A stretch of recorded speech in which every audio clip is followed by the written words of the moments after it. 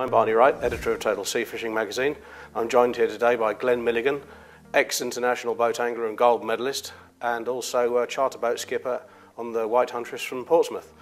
And we're going to talk today about bass fishing and the lures we use. Because bass fishing nowadays has taken off and everybody wants to try it because the bass is becoming a very exciting sport fish and we really enjoy it. So who better to tell you all about the lures and what we'd have to catch the fish than an expert, Glen Milligan?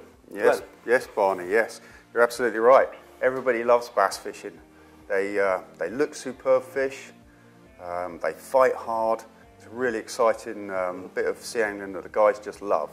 Some days it can be really easy, some days it's quite tough, and a lot of skill and finesse might be involved. We generally use two different methods for bass fishing on the south coast. We use live baits, which are normally live sand eels.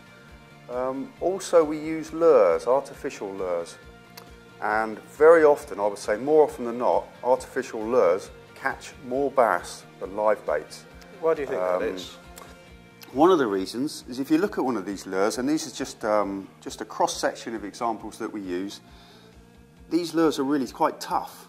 They're strong, they've got strong hooks. Live baits, sand eels in particular, are they're very delicate. They die very quickly, they come off the hook very easily, and quite often a bass will grab hold of a live sand eel and pull him off the hook. Right, so you're fishing with nothing. You're fishing with nothing, and right. Quite often you don't know you're fishing with nothing until the end of the drift. And by then it's too late. Yep. Whereas these things, bass would take the end of the tail, and of course he hasn't got the fish, and if he doesn't take the lure, his bass swimming alongside him will probably take it because he wants to get it before the other one.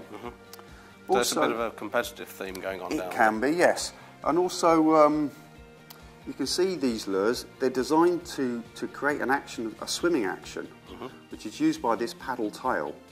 And the paddle tail swimming creates vibration, which the bass sense. So what you're saying is it'll be wobbling in the water as it goes on the drift like this, creating a vibration. As it's swimming up, it'll vibrate, and the bass can feel and sense that, and it provokes them into the attack.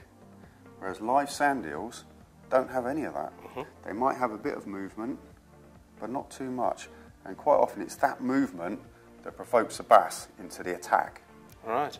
So, so yes, and certainly on bigger tides, often big tides are the best time to fish for bass. These artificial lures, the action is, you don't hardly need to work it because it's just designed, it'll work itself. And that's often enough and the difference to catch the fish. So yeah, that's why we like to use these, Barney.